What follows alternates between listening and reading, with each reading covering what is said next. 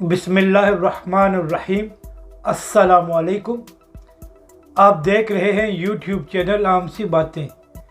400 मर्दों में से एक मर्द भी शायद किसी गैरतमंद ख़ानदान का नहीं था और सब आयशा अकरम को नोचते रहे। क्या हमारा मुआशरा जानवरों का मुआशरा बन गया है?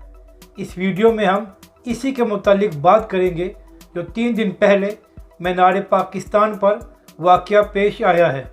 मगर इससे पहले अगर आपने अभी तक हमारे इस चैनल को सब्सक्राइब नहीं किया तो सब्सक्राइब कर लें, और अगर आपको ये वीडियो अच्छी लगे तो इसे लाइक और शेयर ज़रूर करें।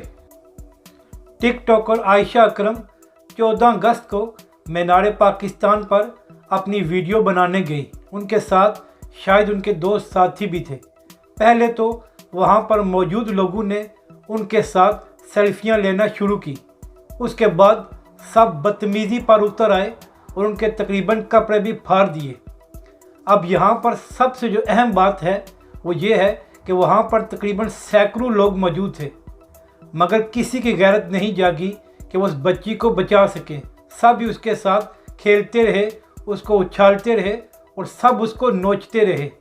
क्या उन सब की माएँ बहनें अपने घरों में नहीं थी? और अगर कोई उनकी माँ और बहन से ऐसा करे तो उनको कैसा लगेगा? लेकिन शायद इन सब की गैरत मर चुकी थी और वो अपनी दरिंदगी का इजहार कर रहे थे। अब कुछ लोग सोशल मीडिया पर ये कह रहे हैं कि शायद आयशा अकरम के कपड़े ऐसे थे और वो वीडियोज़ ऐसी बनाती है जिसकी वजह से लोगों ने उसके साथ बदतमीज़ी की। अगर 1 मिनट के लिए मान भी लिया जाए कि उसके कपड़े ठीक नहीं थे या वो ऐसी वीडियोज़ बनाती हैं, तो तुम उन लोगों को किसने लाइसेंस दिया है कि तुम इस तरह की बदतमीज़ी करो? कल अगर तुम्हारे घर की औरतें बाहर जाएं और लोगों को उनके कपड़े पसंद ना आए तो क्या वो भी उनके साथ ऐसा ही सलूक करेंगे? और हैरानगी की बात है कि वहाँ पर इतने लोग थे, कोई भी उसको बचाने के लिए नहीं आया।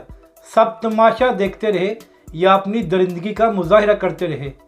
क्या हमारा मुआशरा जानवरों का मुआशरा बन गया है और किसी माँ बहन की इज़्ज़त यहाँ पर महफूज नहीं रही?